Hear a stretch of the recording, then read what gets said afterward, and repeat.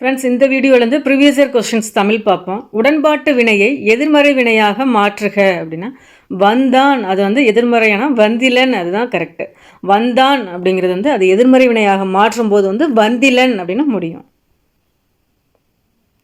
அடுத்து பாருங்க, குறிஞ்சி, முல்லை, மருதம், நெய்தல், இல்லம், இதில் பொருந்தாத சொல் எது அப்படின்னா இல்லம், அதுதான் கரெக்டு.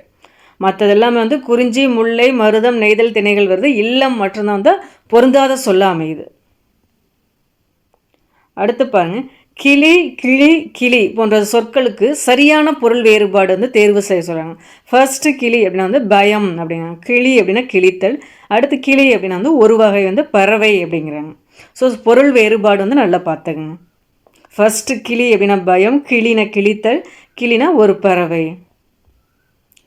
அரசனை குறிக்கும் ஓரெழுத்து ஒரு மொழி கோ. கோ அப்படின்னா அரசனை தான் குறிக்கும். இதே ஐனா அடிக்கடி கேட்டிருக்காங்க, தலைவனை குறிக்கும். அரசனை குறிக்கும் ஓரெழுத்து ஒரு மொழி கோ. பெற்றான், இதன் வேர்ச்சொல் என்ன பெரு, அதுதான் கரெக்டு.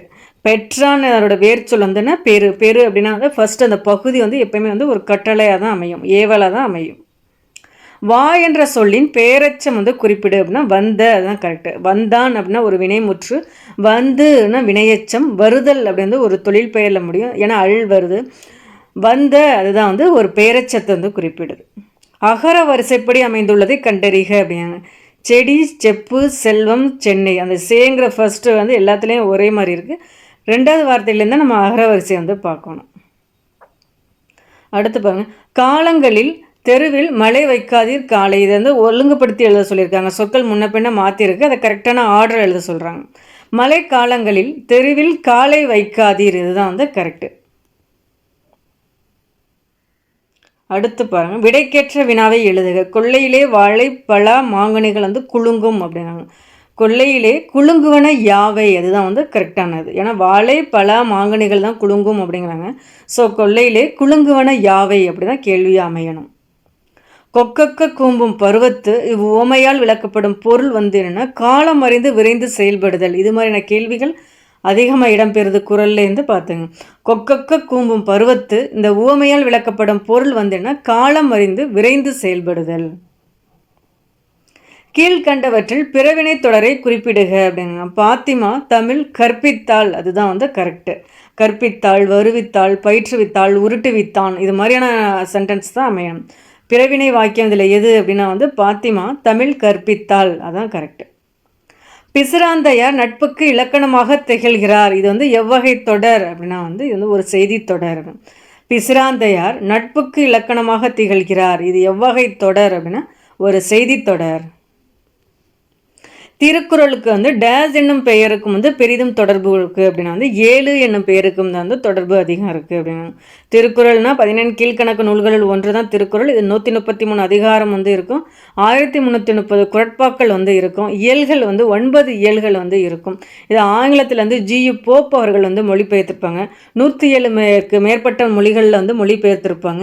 திருக்குறளுக்கும் எந்த எண்ணுக்கும் அதிக தொடர்பு இருக்குங்கிறத நமக்கு கேள்வி. 8 என்ற எண்ணுக்கும் தான் அதிக தொடர்பு இருக்கு.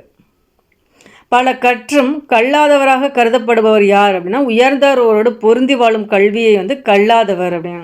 பல கற்றும் கல்லாதவராக கருதப்படுபவர் யார் அப்படின்னா உயர்ந்தாரோடு பொருந்தி வாழும் கல்வியை கல்லாதவர்.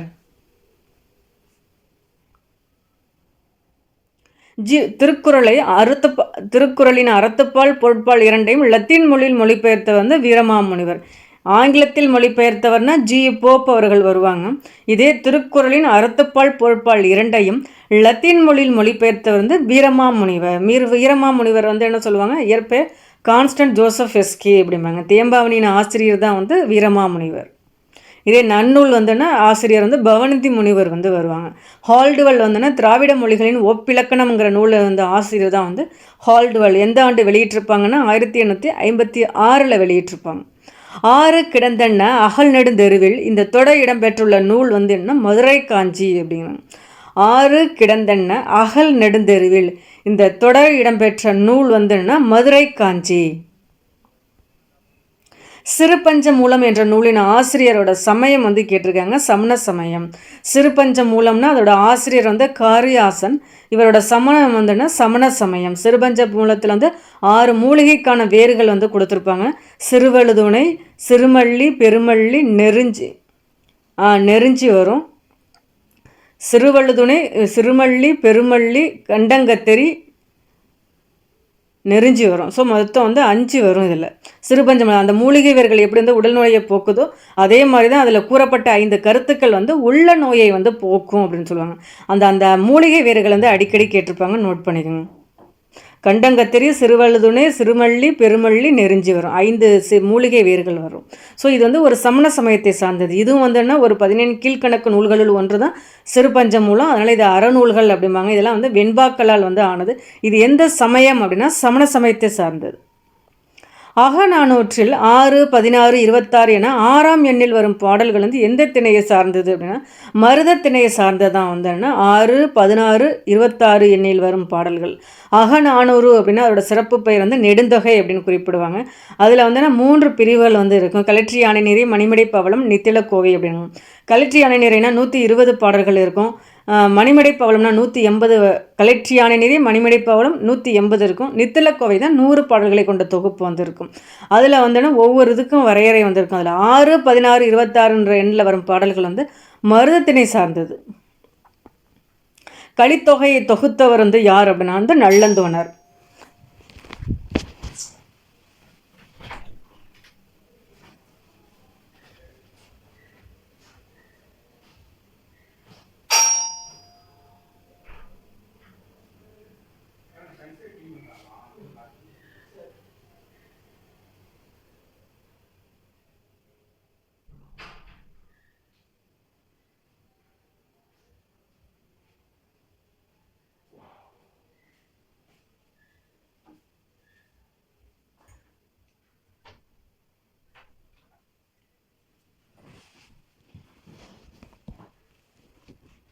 கலித்தொகை தொகுத்தவர் வந்து நள்ளந்தோணார். இது 8 தொகை நூல்களில் ஒன்று தான் வந்து கலித்தொகை.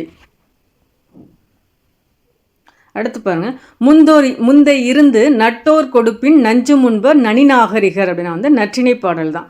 முந்தை இருந்து நட்டோர் கொடுப்பின் நஞ்சு முன்பு நனிநாகரிகர், அது வந்து நற்றிணை தான். 8 தொகை நூல்களில் ஒன்று தான் நற்றிணை. அது வந்து முதலாவதாக வைத்து எண்ணப்படும் நூல் எது அப்படின்னாலும் நற்றிணை. இதன் அடிவரையறை வந்து 9 to 12 வந்து இதன் அடிவரையறை கேட்டிருக்காங்க, நோட் பண்ணிக்கோங்க. கொன்மு இதோட பொருள் வந்து என்ன, மேகம் அப்படிங்க. கொன்மு என்பதன் பொருள் வந்து மேகம். நாட்டுப்புற பாடலின் வகைகள் வந்து எத்தனை வந்து 7 குறிப்பிடுறாங்க. நாட்டுப்புற பாடலின் வகைகள் வந்து மொத்தம் 7. உலகம், உயிர், கடவுள் ஆகிய 3ஐயும் ஒருங்கே காட்டும் காவியம்தான் பெரிய புராணம் அப்படின்னு சொல்லுவாங்க. உலகம், உயிர், கடவுள் ஆகிய 3ஐயும் ஒருங்கே காட்டும் காவியம் அப்படின்னா பெரிய புராணம். பெரிய புராணத்தின் ஆசிரியர் யார் அப்படின்னா வந்து சேக்கிழார் அப்படிம்பாங்க. உலகம், உயிர், கடவுள் ஆகிய 3ஐயும் ஒருங்கே காட்டும் காவியம் வந்து பெரிய புராணம். சுந்தரன் என்னும் பெயரால் ராமாயணத்தில் வழங்கப்படுபவர் வந்து அனுமன் அப்படிங்கிறாங்க. சுந்தரன் என்னும் பெயரால் ராமாயணத்தில் வழங்கப்படுபவர் வந்து அனுமன். சிலப்பதிகாரத்திற்கு வழங்கப்படும் சிறப்பு பெயர்களுள் ஒன்று தான் வந்து உரையிடையிட்ட பாட்டுடை செய்யுள். சிலப்பதிகாரத்திற்கு வழங்கும் சிறப்பு பெயர்களில் ஒன்று வந்து உரையிடையிட்ட பாட்டுடை செய்யுள். இல்லை ஒரு 25 கொஸ்டின்ஸ் பார்த்துருக்கோம் ஃப்ரெண்ட்ஸ். பிடிச்சிருந்தால் லைக் பண்ணுங்கள். தேங்க்யூ.